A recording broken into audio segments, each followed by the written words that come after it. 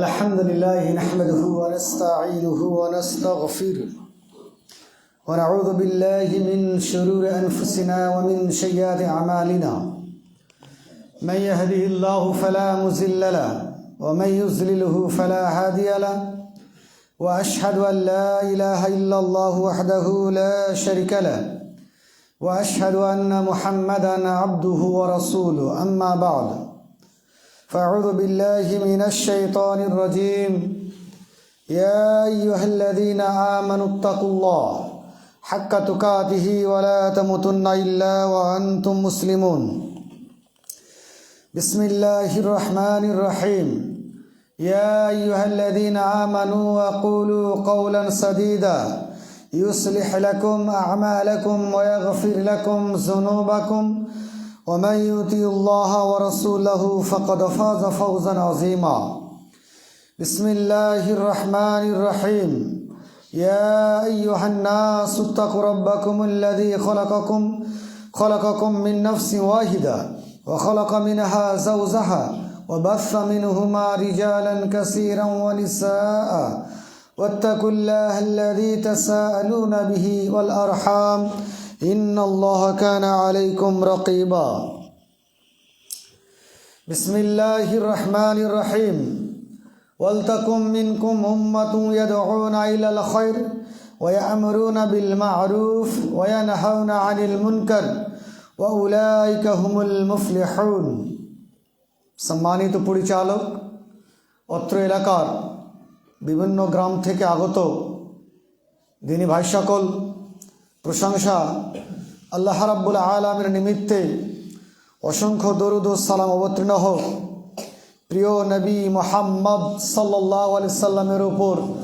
আল্লাহুম্মা সাল্লি আলাইহি আল্লাহুম্মা বারিক আলাইহি। সম্মানিত উপস্থিতি, আজকে আমরা যে বিষয়টি নিয়ে আলোচনা করব সেটি হচ্ছে একজন দাঈর গুণাবলী। দাওয়াত ও তাবলীগ করতে হলে দাঈর কতগুলি গুণ থাকা একান্তই জরুরি। রোগী দেখতে হলে ডাক্তারি গুণ থাকা, ডাক্তারি অভিজ্ঞতা থাকা তার একান্তই জরুরি। ডাক্তার না হয়েই যদি কেউ ওটিতে ঢুকে, পেশেন্ট শতভাগ মারা যাবে, বলবে না? আগে প্র্যাকটিস করতে হবে ডাক্তারি। ও ডাক্তারি প্র্যাকটিস কেউ জানে না, কেচি হাইসা নিয়ে যদি ঢুকে পেশেন্টের ঘরে, পেশেন্ট মরবে, এটা স্বাভাবিক। এর জন্য দায়ী হলো ভাগ্যে ছিল পেশেন্টটা মারা গেল, ভাগ্যে ছিল পেশেন্ট মারা গেল, দোষটা কার? দোষটা কিন্তু এই ডাক্তারের। ডাক্তার প্র্যাকটিস না করেই যদি কেউ রোগী ট্রিটমেন্ট করে, রোগী মারা যাবে, এটা খুব স্বাভাবিক ব্যাপার। কখন ওষুধ খাবে, কখন খাবে না। এখন ওকে হয়েছে পায়খানা, দিয়েছে প্যারাসিটামল, এ তো পায়খানা কোনো দিন ভালো হবে না। এবং লক্ষণ দেখতে হবে কেমন কি, টোটাল বিষয় জানার পর ওষুধ অ্যাপ্লাই করলে রোগী ভালো হবে, নচেত রোগী ভালো হবে না। এক কথায় দায়ী যারা, তাদের ভিতরে যদি কোরআন ও সহিহ সুন্নাহর জ্ঞান থাকে এবং কোরআন ও সহিহ সুন্নাহ মোতাবেক তাবলীগ করে, তবেই সমাজ সংস্কার হবে, মানুষ কোরআন ও সহিহ সুন্নাহর দিকে আসবে, নচেত কোনো মতই আসতে পারে না। টাটকা কথা আজকের শোনাই। আজকের এক হুজুর বক্তব্য দিচ্ছে, এক ওয়াক্ত যদি কেউ নামাজ ছেড়ে দেয় 80 হুকবা জাহান্নামে পড়তে হবে। এবার 80 এক হুকবা সমান 80 বছর, 80 × 80। ও যোগ বিয়োগ খুব ভালো মাস্টার। যেই জাহান্নামকে আল্লাহ তৈরি করেছে 3000 বছর ধরে, ফুং দেয় জাহান্নাম, ফুং দেয় ফেরেশতারা, লম্বা কাহানি। এই ঘটনাটি পুরা জুমার খুতবা শেষ, পুরো খুতবা শেষ। এই যদি দায়ী হয়, লোকটা তো ভাববে যে আমার তো অবস্থা শেষ, আমি তো পাস করতেই পারবো না, আর পরীক্ষায় দিলাম কি, আমি তো এমনি ফেল। আমি তো স্যার আমাকে বলেই দিয়েছে তোর দ্বারাই পাস করা হবে না, তো বলছে আমি তো ফেল পড়েইছি, তার আর দুখান পরীক্ষায় দিয়েই বা কী করবো, আমি তো ফেলই। এই ছাত্র ফেল করছে এই শিক্ষকের কারণে। এই লোকটা করছে আমি তো নামাজ জীবনে প্রচুর ছেড়েছি, এক হুকমাতে 80 বছর। ওরে আল্লাহ, এত! আর ওই আগুন কেমন করে 3000 বছর ধরে জাহান্নাম পোড়াচ্ছে। এই কাহিনী জীবন আর কেউ শোনেননি? শুনেছেন? টাটকা কথা, আজকের জুম্মার খুতবায় চলছে বক্তব্য। আর আপনি যদি বলেন তাহলে এরা খালি মুলিশে ভাঁকা লোক, এরাই মুলিবে হাঁকাবে, এরাই ওরকম, এরাই তোরকম, নানান কথা আছে। আপনার মানে 14 গোষ্ঠী উজাড় করে ছাড়বে। এই দায়ী যদি থাকে, সমাজকে মূর্খ বানাতে, বেনামাজি বানাতে খুব বেশি সময় লাগবে না। অল্প দিনেই মুসল্লিরাকে, এই মুলবি, এই দায়ী মুসল্লিরাকে বেনামাজি বানাবে।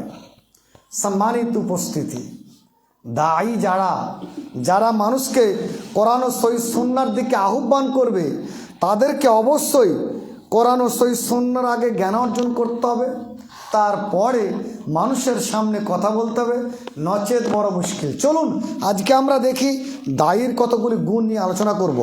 তার আগে দেখি দাওয়াত ও তাবলীগের কাজ কে করবে, কার অধিকার আছে। এই দাওয়াত ও তাবলীগের কাজ কে করতে পারে, অধিকার কার আছে।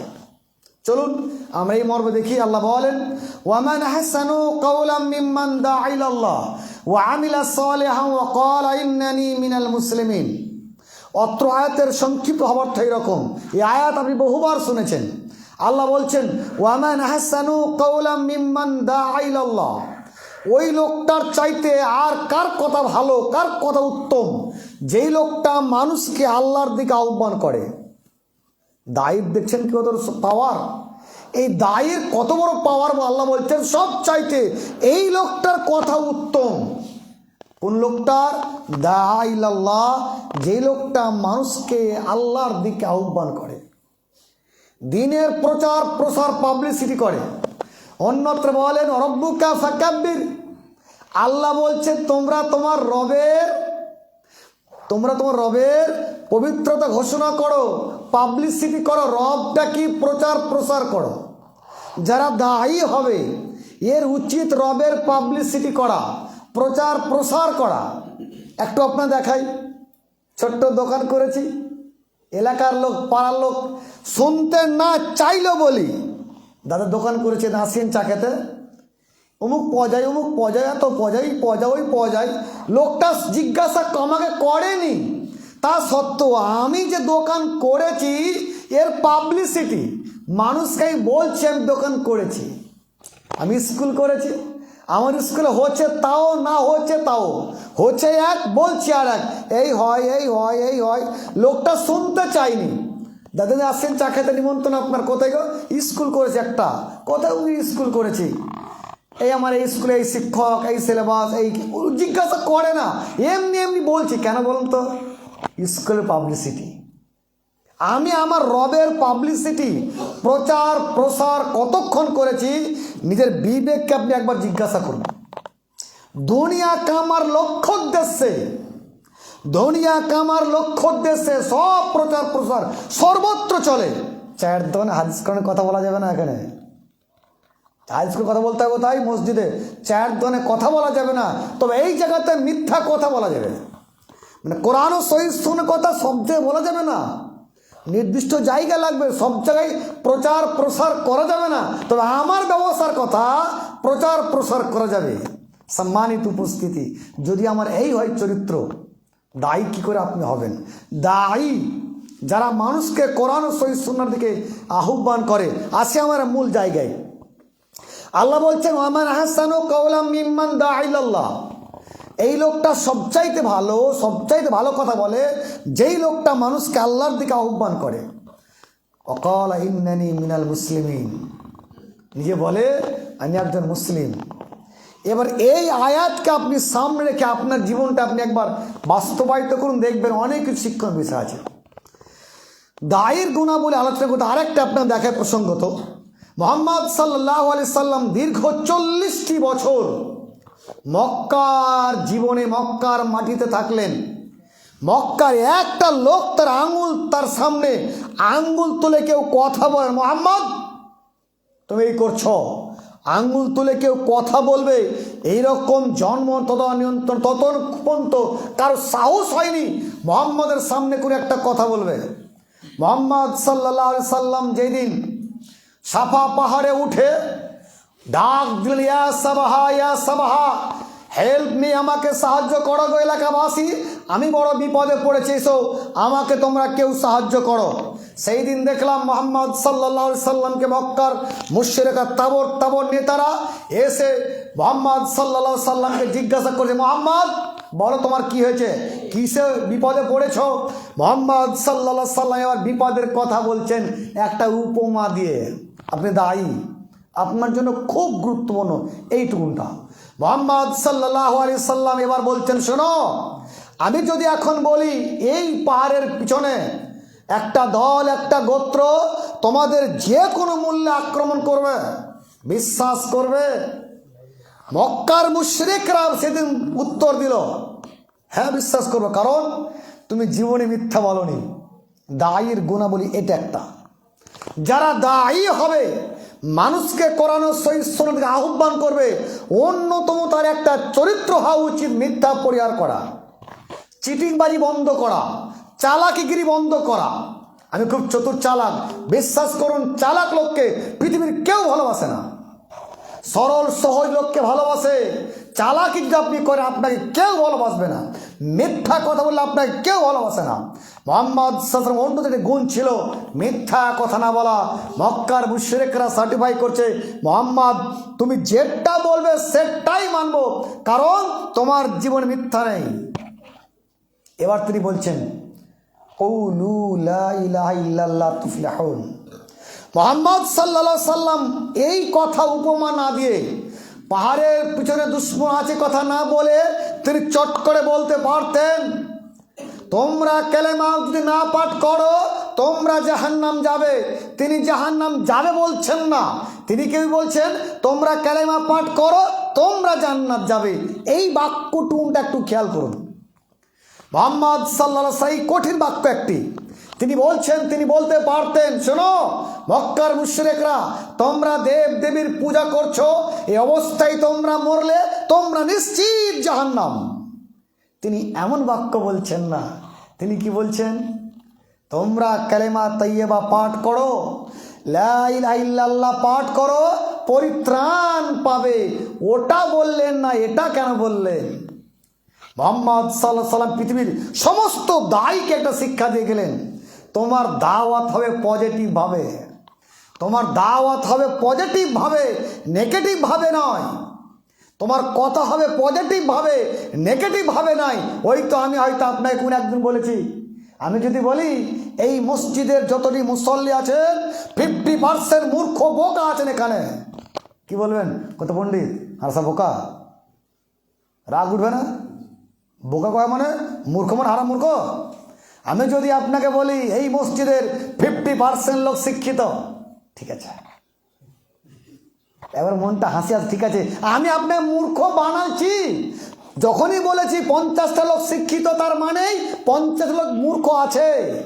তো মূর্খ বলিনি, আমি বলেছি কি 50টা লোক শিক্ষিত, তার মানেই প্রমাণ করছে 50 লোক মূর্খ আছে, কিন্তু মূর্খ বলিনি।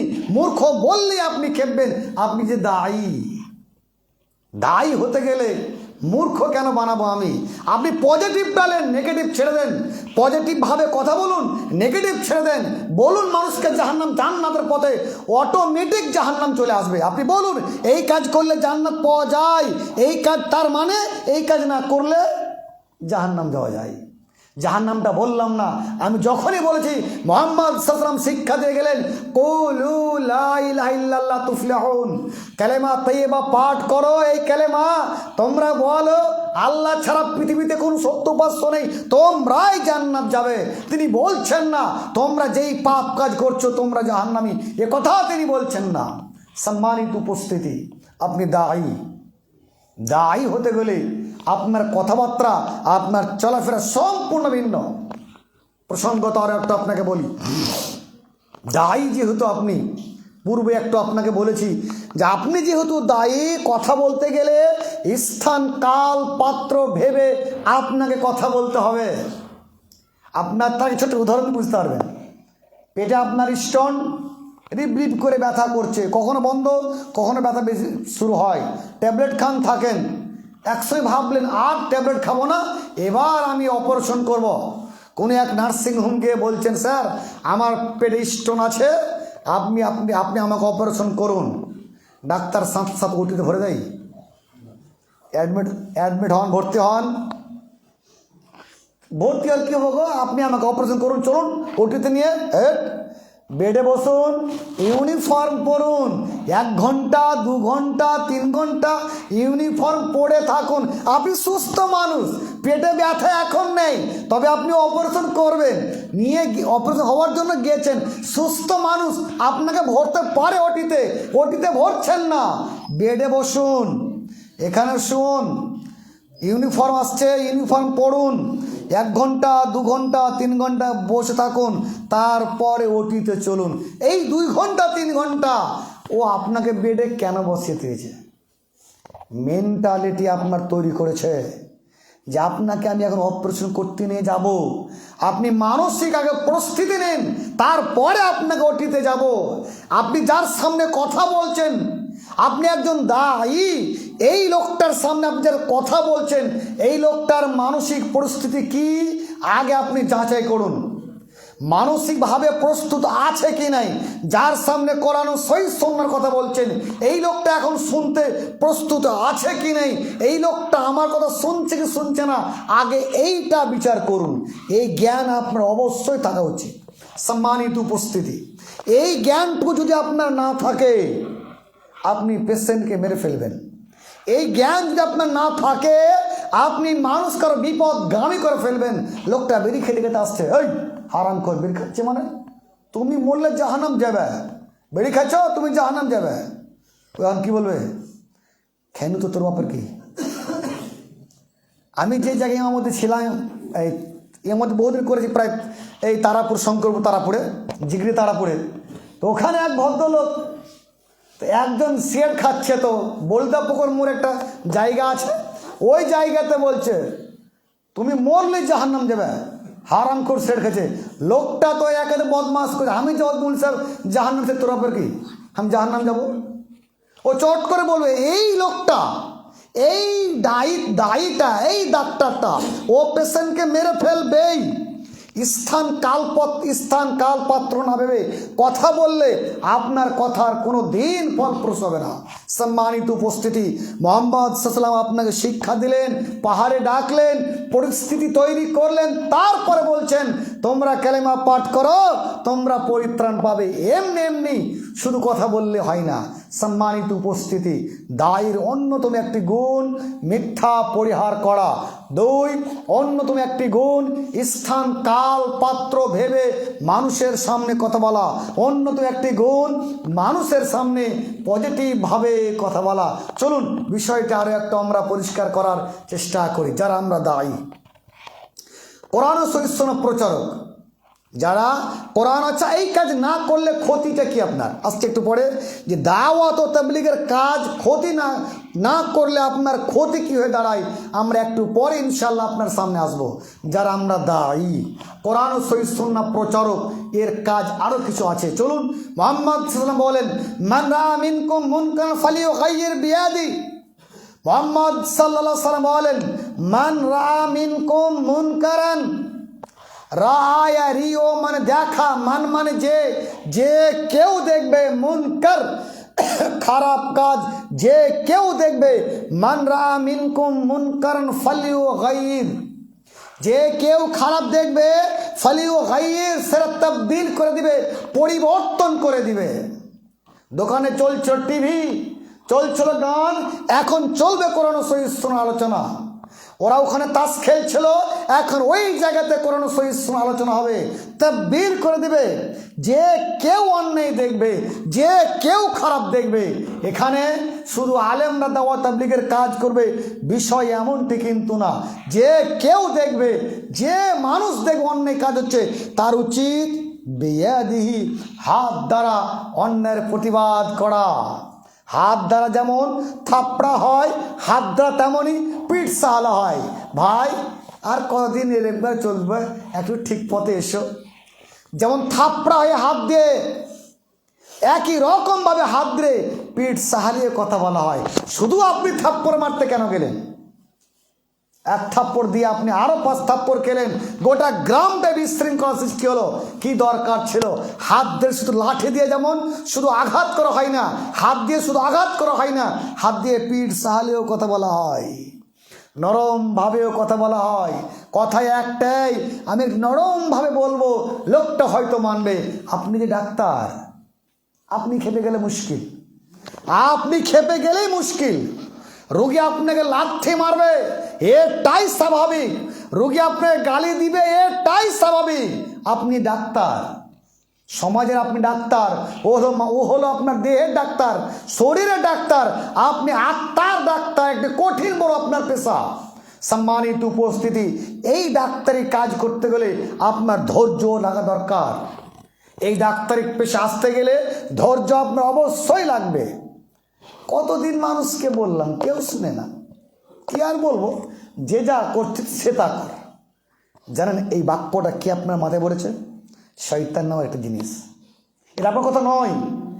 যতদিন আপনি যখন আপনি এই কথা বলেছেন, কতদিন আর বলবো গো? মানুষকে বলে বলে বলে শেষ হয়ে গেলাম।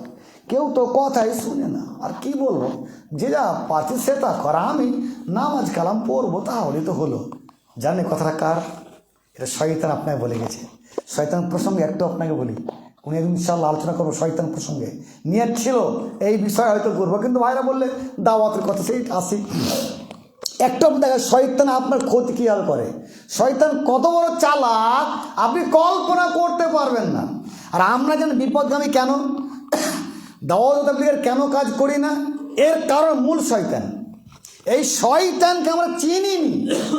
শয়তানকে আমি না চিনার কারণে আমি লাথি খাই। আপনার শত্রু যাবে চিনতে দুনিয়াতে না পারেন, আপনি যেখানে সেখানে মার খাবেন। শত্রু চিনতে না পারলেই আপনি ঠকা পড়বেন। শত্রু চিনতে না পারলে আপনার বিপদ।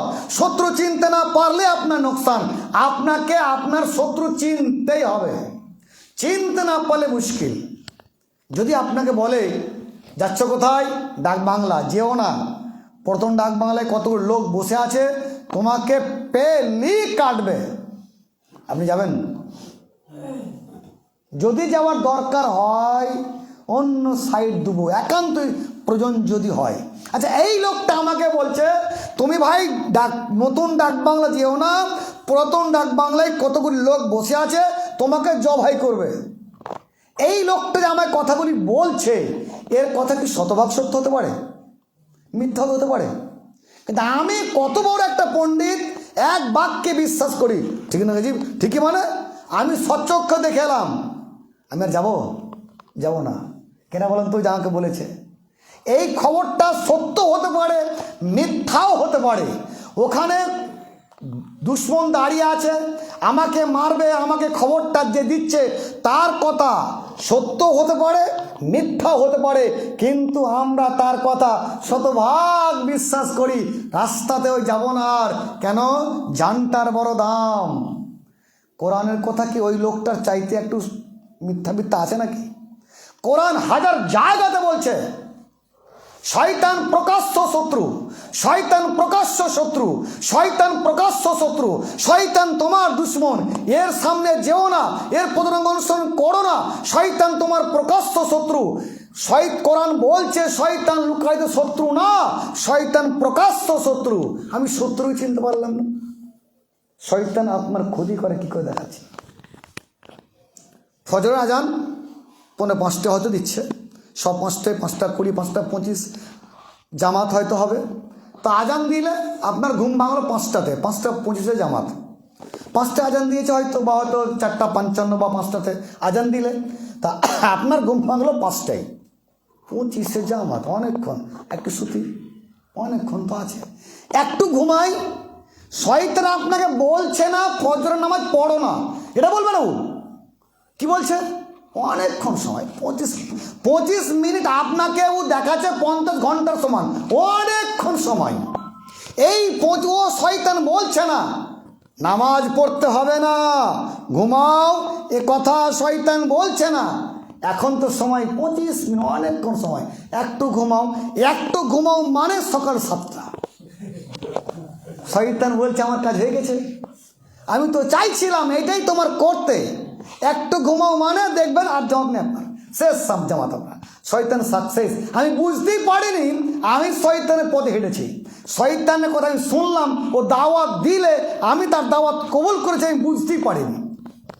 যাচ্ছেন ডাকবাংলা, আসরের জামাত 2:45, ওই মসজিদে পড়ে নেবো, এখন তো 10 মিনিট আছে, ওই মসজিদ পড়তে গিয়ে দেখছেন এখানে বাজছিল 40, এখনো 5 মিনিট সময়, ওই মসজিদ পড়ে নেবো, যে দেখছেন চেপে পড়ে গেছেন। শয়তান বলছে তুই চল ওই মসজিদ, ও জানছে ওখানে গেলে 1 রাকাত ছুটাবই, ওখানে দেখছেন আপনার 1 রাকাত শেষ। শয়তান চেয়েছিল তো 1 রাকাত ছুটুক, তাকবীরে তাহরিমা ছুটুক, তাকবীরে উলা ছুটুক, ও চেয়েছিল, সার্থক হয়ে গেছে। ও বুঝতে আপনি পারেননি কিভাবে আপনি পথভ্রষ্ট করেছে।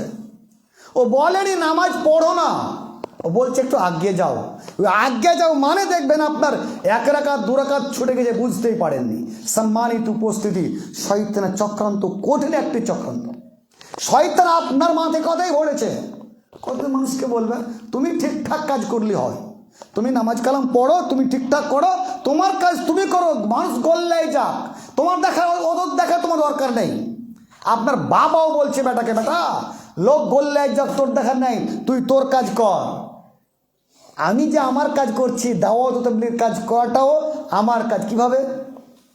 একটা ছেলে যার বয়স মাত্র 5 বছর, সাঁতার জানে না, ঘটনাক্রমে পুকুরে পড়ে গেছে, আপনি দাঁড়িয়ে 4 জন লোক দাঁড়িয়ে বুকে হাত বেঁধে আছেন, লোকটা ছেলেটা 5 বছর বয়স, 4 বছর বয়স, সাঁতার জানে না, এখন ডুবছে, আমরা 4 জন বুকে হাত বেঁধে দাঁড়িয়ে আছি, আমরা দোষী কি দোষী না? আমার কি দোষ? ওই ডুবছে, ওই ডুবুক, ওই ডুবছে, ওই ডুবুক, আমার কেন গুনাহ হবে, আমার কেন দোষ হবে? ওই ডুবছে, পরের বেটা ডুবছে, ডুবুক, আমার দেখার কি আছে? ও এখন ডুবে না, আমি তাকে ডুবাচ্ছি, ও ডুবে না, আমরা 4 জন দাঁড়িয়ে আছি, তাকে আমরা ডুবাচ্ছি, সে ডুবে না। আমরাই অপরাধী, আমরা তাকে মার্ডার করছি, আমরাই তাকে হত্যা করছি। তবে আমাদের মধ্যে 4 জনের মধ্যে 1 জন যদি গিয়ে ছেলেটাকে ডুবা হতে বাঁচাতো, তুলে নিত, তাহলে এই 3 জন লোক বেঁচে যেত। 1 জন না যাওয়ার ফলে এই 4 জনই সমান অপরাধী। এই 4 জন লোক এই ছেলেটাকে হত্যা করলে আপনি আপনার সমাজে একটু দেখুন, এবার আমার সমাজে মুসল্লি 2%, আমার সমাজে মুসল্লি 2% হয়তো আছে, আমি তখন সঠিকটা বলছি না, হয়তো ধরলাম 2% মুসল্লি। যখন 2% নামাজি, তার মানে 98% বেনামাজি। এই 98টা লোক, তার মানে কি 98 লোক যাচ্ছে কোথায়? এখন জাহান্নামে। ওই একটা লোক ডুবছিল, 4 জন লোক ছিল, 4 জন দোষী। আমার সমাজে 98টা লোক, 98% মানে 98টা লোক এখন যাচ্ছে জাহান্নামে। এই 2 জন লোক দোষী কি দোষী না? বাপ তো তার বেটাকে বলে, ডাকবাংলায় কোন একটা দোকানে সেই দিন সম্ভবত আসর নামাজ পড়ে যাচ্ছে, চলেন সে এক নামাজ পড়তে যাই, আর বেটার বয়স প্রায় 12-14 হবে, বেটা বসত, আমি নামাজ পড়ে যাচ্ছি। এটা বাপ দেখছেন, এটা বাপ চোখের সামনে। ডাকবাংলায় দোকানটা এখনো আছে, নাম বলছে আপনাকে, তোর বাপ বলছে বেটা দোকানটাই বস, নামাজ পড়ে আসছি। এই বাপের চরিত্র আপনি একবার খেয়াল করুন। ও বাপ জানছে কোরআন বলেছে কিয়ামতের কোটে জাহান্নামে রেখে জিজ্ঞাসা করা হবে, মা সালাকাকুম ফি সাকার, জাহান্নামে তোমরা কেন, কি অপরাধ তোমার ছিল? উত্তর কঠিন, লাম নাকু মিনাল মুসাল্লিন, আমি নামাজ পড়তাম না। এই লোকটা জানছে নামাজ না পড়ে মরলে জাহান্নাম অবধারিত, তাই তো লোকটা যাচ্ছে নামাজ পড়তে। আর বেটা তুই জাহান্নামে যা। আইরে বাপ, আইরে বাপ, ফজরের সময় আপনি এই হাড় কাঁপার ঠান্ডাতে ট্যাঙ্কি ইমাম সাহেব আসরের পর, মাগরিব পর, এশার পর পানি তুলেছে, ফজরে হয়তো লাইন থাকবে কি জানি, এই ঠান্ডা পানিতে আপনি উজু করছেন, লেপ ছেড়েছেন, সব করছেন। আপনার বেটার বয়স 12, ও এখন বাড়িতে। বেটা তুই জাহান্নামে যা, আমি জান্নাত যাব, বেটা তুই জাহান্নামে যা, বেটা তুই গোল্লাই যা। এরা বাপ, এটাও কি বাপ হতে পারে? এটা কি এই বাপ কি বেটাকে ভালোবাসে? আমি বিশ্বাস করি আপনি আপনার ছেলেকে অত্যন্ত ভালোবাসেন, অত্যন্ত আপনি আপনার ছেলেকে ভালোবাসেন। আপনার ছেলে বহরমপুরে ভর্তি, বাড়িতে এসিতে ঘুমাতেন, এখন খোলা আকাশের নিচে মশা তো আজ আপনি কাটে না, উইদাউট মশারি নেই, খোলা আকাশের নিচে বালিশ নেই, ক্যাথা নেই, চাদর নেই, এমনি এমনি আপনার দিন রাত পার হচ্ছে, কষ্ট আপনার হয় না কেন? কলিজার টুকরা হসপিটাল আছে। আপনার ব্যবসায় লক্ষ লক্ষ টাকা নোকসান হোক, কিচ্ছু চষছে না, বেটা হসপিটালে, বেটাকে সুস্থ করতে হবে। আহারে আপনি বেটার দরদি, আপনার এই বেটা যাচ্ছে জাহান্নামে, হাত ধরবেন না? আপনি দায়ী, আপনার বাড়িটাকে দাওয়াত দিন। আপনার ছেলেকে হয়তো আপনাকে বলেছি বৈকালের বেলায়, পুলিশ কোথা থেকে এসে আপনার ছেলে হাত ধরে পাড়া পার কয়েকটা ডান্ডা দিয়ে থানা নিয়ে যাচ্ছে। স্যার অপরাধ কি আমার ছেলের? থানা আসবেন, যা হওয়ার কথা থানাতে হবে। কয়েকবারই আপনার সামনে আপনার ছেলেকে মেরেছে। সন্ধ্যার সময় বাড়ি যাচ্ছেন থানা, আপনার স্ত্রী বলছে দূরে খেয়ে যাও, খাবার ঢুকবে এখন। বেটা থানা তার খাবার রাখ, তোর খাবার দেখে যখন খাবার ঢুকবে না। আপনি আমি আল্লাহর সামনে আল্লাহর কসম করে বলতে পারি, আপনি থানা যান ইয়া না যান, 5 বছর পর হোক, 10 বছর পর হোক, 20 বছর পর হোক, আপনার সন্তান আসবেই বাড়ি আপনার কাছে। পৃথিবীর যত বড় অন্যায় করুক, অপরাধ করুক, 10 বছর পর হোক, 20 বছর পর হোক, আপনার সন্তান আপনার কাছে আসবেই। আপনি থানা যান ইয়া না যান, মেম্বার কাজ যান ইয়া না যান, প্রধান কাজ যান ইয়া না যান, একদিন না একদিন আপনার কলিজার টুকরা আপনার বুকে লাগবেই। চোখের সামনে যাচ্ছে জাহান্নাম, একদিন ধরলাম না। আমি এলাম নামাজ পড়তে, বেটার দোকানে বসে আছে, আহারে আমি বাপ। ড্রামা, কাকে আপনি দাওয়াত দিবেন? ওয়ানজির আশিরাতাকাল আকরাবিন।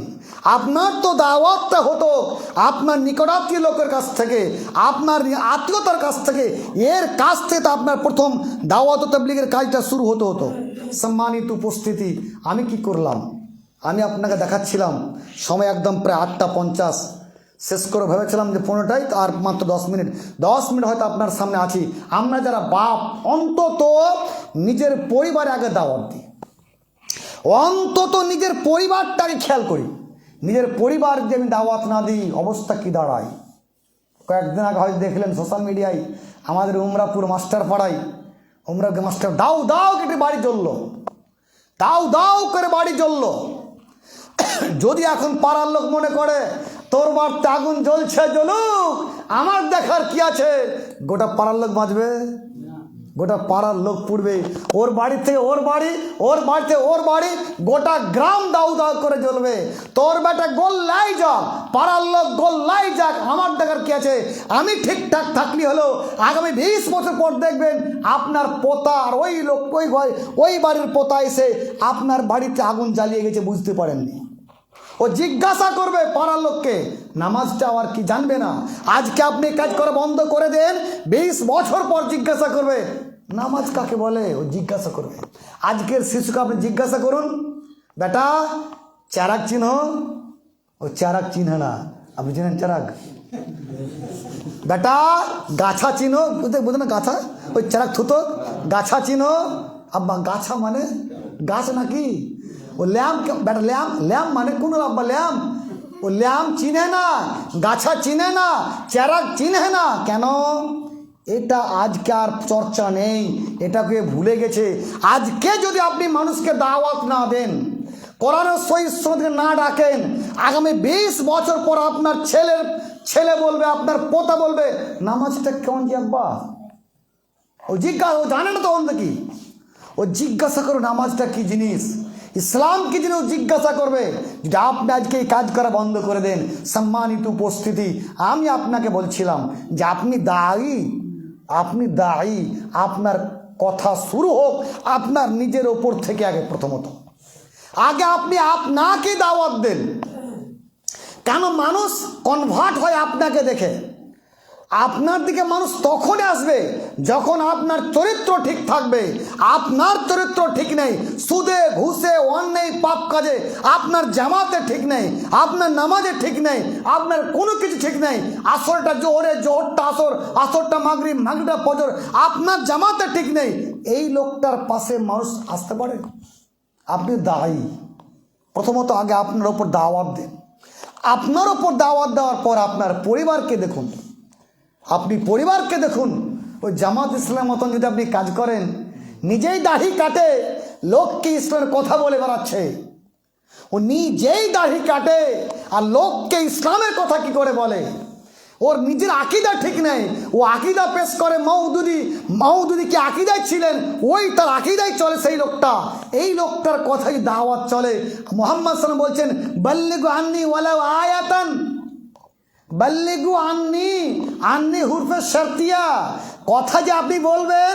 মুহাম্মদ সাল্লাল্লাহু আলাইহি ওয়াসাল্লাম বলছেন, বাল্লিগু, পৌঁছাও, আন্নি, আমার পক্ষ হতে। এটা শর্ত।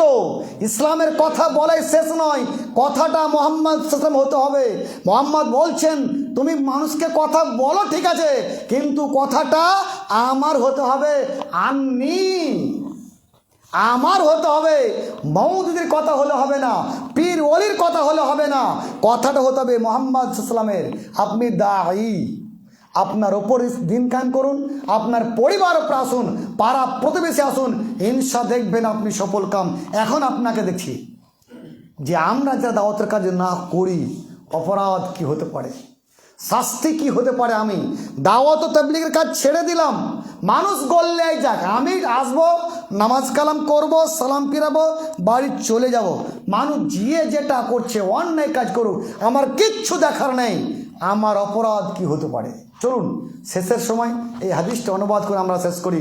মুহাম্মদ সাল্লাল্লাহু আলাইহি ওয়াসাল্লাম বলছেন, ওয়াল্লাযী নাফসি বিয়াদিহি লা তা'মুরুনা বিল মা'রুফ ওয়া লা তানহাউনা আনিল মুনকার আও লা ইয়াশিকান্নাল্লাহ আইয়াবাসা আলাইকুম ইকাবান। মুহাম্মদ সাল্লাল্লাহু আলাইহি ওয়াসাল্লাম বলছেন, ওয়াল্লাযী নাফসি বিয়াদিহি, তার শপথ যার হাতে আমার প্রাণ রয়েছে, লা তা'মুরুনা বিল মা'রুফ, অবশ্যই মারুফের কথা বলবে। তোমার উচিত মানুষকে মারুফের দিকে আহ্বান করা, উচিত বলতেই হবে, মারুফের কথা মানুষকে বলতেই হবে। গেলে গালি খেলে কি আছে? গালি খেলে কি আছে? ওই যে একদিন এসেছিলাম না, এর আগের দিন, ওখানে দাঁড়িয়ে আছি গো, কত যে আমার বক্তব্য কেউ বুঝুক না বুঝুক, ওই মাকে আমি ধন্যবাদ জানাই। যে মা গালি দিয়েছে ও আমার বক্তব্য পুরোটাই বুঝেছে সেই দিন। কেউ বোন, কোনো মা বক্তব্য বুঝুক না বুঝুক, ও বক্তব্য বুঝেছেই, না বুঝলে গালি কেন দিবে? নিশ্চিত বুঝেছে, ওর ব্রেন লেগেছে, কথাটি ও কর্ণপাত করে শুনেছে। আমি খালি ধন্যবাদ জানাই যে কথাগুলি সে শোনার জন্য, নিশ্চিত সে শুনেছে। নইলে কেন বলবে ও বুর্গি যে আকার, ওর আকার, ওর বয়াকার, টয়াকার, এইভাবে কেন গালি দিবে? নিশ্চিত বক্তব্য শুনেছে, নইলে গালি দিত না। আপনি তখন জ্বলবেন যখন বক্তব্য শুনবেন। বক্তব্য শুনলেন না, আপনি কি জ্বলবেন? সম্মানিত উপস্থিতি, আমি আপনাকে বলছিলাম, লা তা'মুরুনা বিল মা'রুফ, অবশ্যই মারুফের কথা বলতে হবে। গালি খাবেন, এটাই সত্য, গালি খাবেন, এ কথা দ্রব সত্য। ওয়ালা তানহাউনা আনিল মুনকার, অবশ্যই মুনকার যা দেখছেন তা প্রতিরোধ করতে হবে। অন্যায় কাজ হচ্ছে, মানুষকে বাধাটা দিতেই হবে। ওয়ালা তানহাউনা আনিল মুনকার আও লা ইয়াশিকান্নাল্লাহ আইয়াবাসা আলাইকুম ইকাবান, ওয়া ফি রায়াতে আইয়াবাসা আলাইকুম আযাবান। যদি আপনি দুটি কাজ না করেন, আল্লাহর পক্ষ হতে আযাব নেমে আসবে। আর আপনি দোয়া করবেন, রব্বুল আলামিন আমাকে বাঁচাও, পরিবারকে বাঁচাও, আপনার দোয়া আল্লাহ কবুল করবে না। সম্মানিত উপস্থিতি, অতএব এই দুটি কাজ আপনাকে করতে হবে। একটি মারুফের কাজ আর একটি মুনকারের কাজ। মারুফের কাজ শুরু হতে হবে আপনার পরিবারের কাছ থেকে, মুনকার শুরু হতে হবে আপনার পরিবারের কাছ থেকে। আপনার ছোট্ট একটা শিশু গেম খেলছে, আর আপনি রব করে বন্ধুকে বলেন আমার ছেলে সব পারে, যা আমি পারে আমার ছেলে সব পারছে। কয়েকদিন আগে দেওতলাতে একটা বন্ধু, তার ছেলের বয়স লাগবে 4-5 হবে, স্যার আমার ছেলে সব পড়ে গো, সব পড়ছে এখন। কি পারছে দেখেন, আমি যা জানি না মোবাইলের, আমার ছেলে সব জানে। এটা বাপ লয়, দুশ্মন ওর বাপ লয় এটা। ও আবার বলছেন মোবাইল ছাড়া ভাত খাই না, মোবাইল ছাড়া ভাত খায় না। এর জন্য দায়ী কিন্তু বাপটাই, এর জন্য দায়ী অপরাধী বাপটাই অপরাধী। ওর বাপের জন্য এই কাজগুলি সেটা আজ ধ্বংসের পথে। ওয়ালা তানহাউনা আনিল মুনকার, মুনকার কাজ অবশ্যই করতে হবে। আপনি আপনার পরিবারে অবশ্যই খেয়াল রাখুন আপনার পরিবার যাচ্ছে কোন পথে। আপনার ভাই, আপনার বোন, আপনার মা, আপনার স্ত্রী, আপনার ছেলে, আপনার মেয়ে যাচ্ছে কোন পথে, পরিবারটা খেয়াল করুন। আপনার পরিবার খারাপ, পাড়ার লোককে যখন বলবেন বড় মুশকিল। তবে কথাও সত্য, এ কথা যেমন ঠিক তেমন এ কথাও ঠিক। ইব্রাহিম আলাইহিস সালাম তার বাপকে পড়েনি, তিনি তার দাওয়াতি তাবলীগে কাজ করা বন্ধ করে দিয়েছিল। মুহাম্মদ সাল্লাল্লাহু আলাইহি ওয়াসাল্লাম তার চাচাকে পড়েনি, কাজ করা বন্ধ করে দেয়নি।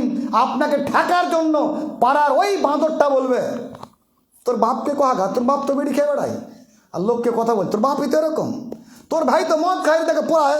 আগে তোর ভাই থামগা, যা বাড়ি, আগে তোর বাড়ি থামগা, তারপর আসবি। আমি আমার বাড়ি থামতে না পারলে কি হবে? আমি তো আমার বাপকে মারতে পারছি না, মারতে পারবো? মারতে পারছি না। আমার বড় ভাইকে মারতে পারছি না, আমি তো পারছি না। আমি তো তাই বলে আমি তখন শয়তান আমাকে কি বলছে, ঠিকই তো লোকটা বলছে তোর বাপকে তুই পারিস না, লোককে আর কি বলছিস, বাদ দেওয়ালা কাজ করা, তুই টুকটাক নামাজ গেল পরে ওর যা করছে বস করে দে। শয়তান এমনভাবে আপনার ভিতরে এখন তাবলীগ করছে, লোকটা ঠিক বলেছে। কি বলছে? তোর বাপই তো এরকম, ওই তো ঠিকই বলেছে। তুই বাবা আর আহামক হোস না, কত বেজ্জতি হবে তুই, তোর কাজ বাদ দে, ওগুলা নামাজ কালাম কর, তাহলে ঠিক থাকবি, তুই জান্নাত যাবি। শয়তান এই মন্ত্রটা আপনার মাথায় বলল, আপনি বলছেন ঠিকই তো, কি দরকার আর? আপনিও কবুল দাওয়াত, শয়তানের দাওয়াতটা আপনিও কবুল করে নিলেন। আপনি দেখলেন না ইব্রাহিম আলাইহিস সালাম তার বাপ তার কথা শোনেনি, তিনি তার বন্ধ করে দেয়নি। মুহাম্মদ সাল্লাল্লাহু আলাইহি ওয়াসাল্লাম তার পরিবার শুনল না। শেষে ছোট্ট আপনি ঘটনা আপনার বক্তব্য শেষ করি। মুহাম্মদ সাল্লাল্লাহু আলাইহি সাল্লাম দীর্ঘ 50টা বছর মক্কার মানুষকে তাবলীগ করতে থাকলেন। শেষ প্রান্তে 50 বছরের বয়স্ক মানুষ, 50 বছরের বুড়া মানুষ, একটি বুদ্ধা মানুষ যখন দেখলেন পাড়ার লোক আমার কথা শুনছে না, গ্রামের মানুষ কথা আমার শুনছে না, এখান থেকে মক্কাতে প্রায় 95-100 কিলোমিটার দূর পায়ে হেঁটে চললেন মদিনা, চললেন তাইফ। আমি তাইফের মানুষকে দাওয়াত তাবলীগের কথা বলবো, সেখানকার মানুষকে কোরআন ও সহিহ সুন্নাহর দিকে আহ্বান করব। আপনি একবার কল্পনা করুন, 50 বছরে একটা বয়স্ক মানুষ, যার বয়স 50 বছর, এই লোকটা মক্কা থেকে চললেন তাইফ, যার দীর্ঘ প্রায় 95-100 কিলোমিটার। এই এতটা একটা রাস্তা মোটর সাইকেলে নয়, সাইকেলে নয়, ঘোড়া গাড়িতে নয়, পায়ে হেঁটে চললেন। আমি আপনাকে বললাম চলেন, ওই জায়গায় ইজতেমা আছে, কোথা আমার গাড়ি নেই, যাবো কিসে? গাড়ি নেই যে যাবো কিসে? ও সাংসারিক কাজ করতে সব পারে। আমি আপনাকে বললাম চলুন চাঁদপুর, ওখানে একটা ইজতেমা আছে। ভাই কিসে যাবো, গাড়ি নেই। ও চাঁদপুর, ওর কুটুম বাড়ি, ওর ডাক্তারের কাজ, সব কাজ করতে পারে। আমি যখন বলেছি দাওয়াত তাবলীগ কাজ সেখানে চলুন, তখন সে বলছে আমার সাইকেল নেই, আমার গাড়ি নেই, যাবো কিসে আমি? মুহাম্মদ সাল্লাল্লাহু আলাইহি সাল্লাম 50 বছরের বয়স্ক মানুষ, তিনি মক্কা থেকে তাইফ চললেন 95-100 কিলোমিটার দূর অতিক্রম করলেন মানুষকে দাওয়াত দেওয়ার জন্য। পরিণামে তিনি কি পেলেন? গালি খেয়ে ফিরে আসলেন, রক্তাক্ত হয়ে ফিরে আসলেন। আমি আপনাকে বলছিলাম রক্তাক্ত ফিরে আসার পরও মুহাম্মদ সাল্লাম কি দোয়া করেছিলেন, আল্লাহ এদের হালাক করে দে? হালাক করে দোয়া করেনি। আপনাকে যখন বললে এই কথা যখন বলছেন, কই তোরা জাহান্নাম যা, তোরকে পাছা যা, আল্লাহ এর আগে শেষ করে তো, আর জ্বালা সহ্য হয় না। আপনি উল্টা দোয়া করে বসে থাকলেন। আপনি দায়ী নয়, আপনি ডাক্তার মানুষ। এরা আপনাকে মারবে, এরা আপনাকে গালি দিবে, সব কিছু করলে কি হবে? এক সময় যেই গালি দিয়েছিল সেই আপনার নাম করবে। হাতে বড় ফোড়া ছিল, ডাক্তারের কাছে গেছি, ডাক্তার ফোড়াটা অপারেশন করো, অভ্যাস করো। এক অভ্যাস করতে হবে না, ডাক্তার পুঁজ বের করছে, ছটপট করছি, ডাক্তারের গালি দিয়েছি, ডাক্তারকে মেরেছি। ভালো হওয়ার পর পাড়ার লোককে বলি ডাক্তারটা খুব ভালো, একদিন গালি দিয়েছিলাম, মা ওই লোকটা খুব ভালো, ওই লোকটার জন্য আমি এই পথে এসেছি, ভালো পথ, লোকটাকে ভালো মানুষ, লোকটা গালি দিও না, তোমরা ভুল বুঝছো। ওই লোকটা আপনার সাপোর্টে মানুষের সামনে প্রচার করবে। সম্মানিত উপস্থিতি, আজকের বক্তব্যের টোটাল নির্যাসটুকু দেখা একটু। যারা আমরা এখানে বসে আছি অন্তত আজকে প্রতিজ্ঞাবদ্ধ হই, আমি দাওয়াত ও তাবলীগের কাজ অবশ্যই শুরু করব। কোথা থেকে? আমার বাড়ি থেকে, কোথা থেকে? আমার পরিবার থেকে, কোথা থেকে? আমার শরীরের ওপর থেকে। আমি অন্তত নামাজি, আমার ছেলে বেগার নামাজি থাকবে না, আমার স্ত্রী বেগার নামাজি থাকবে না। অবশ্যই আপনি এই দিকে খেয়াল করবেন। তবে আমি আপনাকে তালাক দিতে বলছি না, আজকের এই ভারতবর্ষের মাটিতে তালাক দিতে বলছি না। হাদিস তো আছে, ঠিক আছে, ঠিক আপনার এই বিষয়টা আমার কাছে খুব ধাঁধা, যে স্বামী নামাজ পড়ে স্ত্রীর পড়া তালাক হয়ে গেল, সৌদি আর ফতোয়া তালাক হয়ে গেল, সবই ঠিক আছে। আমার যে 4টা বেটা আছে, এখন কি করব? তালাক দেবো তো 30-60টা মাস নেবে, বুঝতে পারিনি। আমার 4টে বেটা আছে, 5টা ছেলে পেলা, একদিন ইসলাম বুঝিনি, এখন বুঝেছি। তালাক দাও, আমি তো টোটো চালাই, তালাক দাও, তালাক দুনো কেস করা বসে থাকলো 30-60টা মাস দিয়ে এখন আমাকে। না, আপনি তালাক ওই পথে না গিয়ে আপনি প্রথমত পজিটিভভাবে তাকে লেন, তাকে আপনি স্ত্রী, তাকে আপনি বুঝান, ইনশাআল্লাহ বুঝবে, বুঝবে ইনশাআল্লাহ। যেগুলো শরীয়ত তাকে নির্দেশ দিয়ে শাস্তি দেওয়ার, সেই শাস্তি আপনি তাকে দেন, ইনশাআল্লাহ দেখবেন আপনার পথে আসবে সম্মানিত উপস্থিতি। আপনি আপনার পরিবারের জন্য রবের কাছে দোয়া করুন, সব ঠিকঠাক হবে। আমি আপনার শেষের সময় বলি, আমরা দায়ী মানে আমরা ডাক্তার, অবশ্যই দিনের জ্ঞান অর্জন করার পর কথা বলবো। আমরা দায়ী, আমরা ডাক্তার, অবশ্যই আমরা কোরআন সহিহ সুন্নাহ মোতাবেক আলোচনা করে কথা বলবো, এমনি এমনি কথা বলবো না। শেষে আরও একটা বলি, আপনি যে পরিমাণ ডাক্তার সেই পরিমাণের অপারেশন করবেন।